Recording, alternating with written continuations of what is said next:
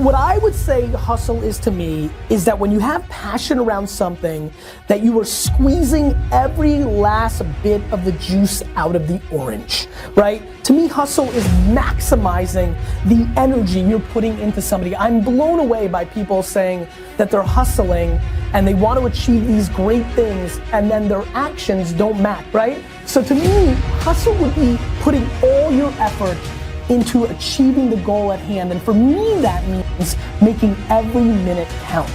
Hustle is putting it all on the line. Hustle is waking up one day, the day before you die, and realizing you gave it your all into the parenting of your children, the building of your businesses, the philanthropy that you wanted to do. Whatever you define, it's just, all in, emotionally and executionally, in theory and strategy and in execution. So look, you want to get your work ethic so high that people actually admire you. I'm going to ask you a question right now. Do people know you because of your unbelievable work ethic? If you can't answer yes to that, man, you're not going to get in that top 10%. You got to get at the top. People have to know you, not because, oh, he's a good salesman. Oh, he's a good this. Oh, he's an artist. Oh, he's a good pianist. Oh, he writes a great, story. No, dude, people need to know you for one major thing first. He works.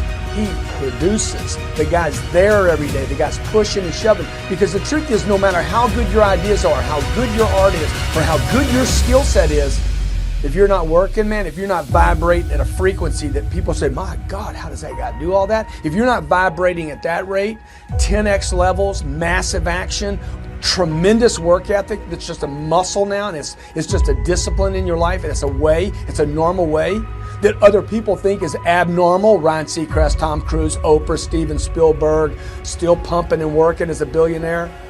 Look, if you're not working at that level, you're not going to make it. Get your work ethic in, man. It's the American way. Work ethic. I come here to remind you that there's only one thing you can do. The only thing you can do, only thing that is controllable, if you want it, if you want this, is work. Started using the word work more than the word hustle, just because I want everybody to understand what we're really talking about here. Nobody you know has become successful outside of it being given to them from their family. Nobody you know has actually created success without working their face off. It doesn't exist. So you can sit and talk about luck, and you can sit and talk about this, that, or the other thing, but I promise you, the only controllable thing you have is your work ethic. I implore you to start matching your work ethic and your actions to your mouth.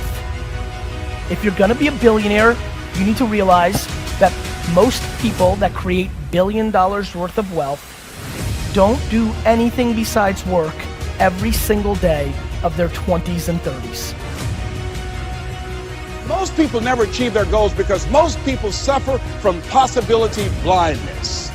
They look around trying to think about the things that they don't have. Robert Roots, young man who wrote a book about success principles of the 3 little pigs. He said, it's not what you don't have, it's what you think you need that keeps you from being successful or happy in life.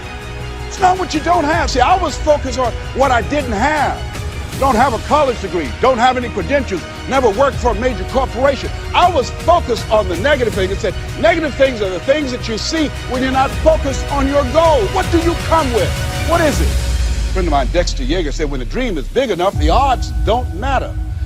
I'm reminded of a great man when I was reading Time magazine talking about some of the great minds of the last century. They didn't mention his name, Dr. Howard Thurman, one of the mentors of Dr. Martin Luther King Jr., and also an advisor to Mahatma Gandhi and Albert Schweitzer.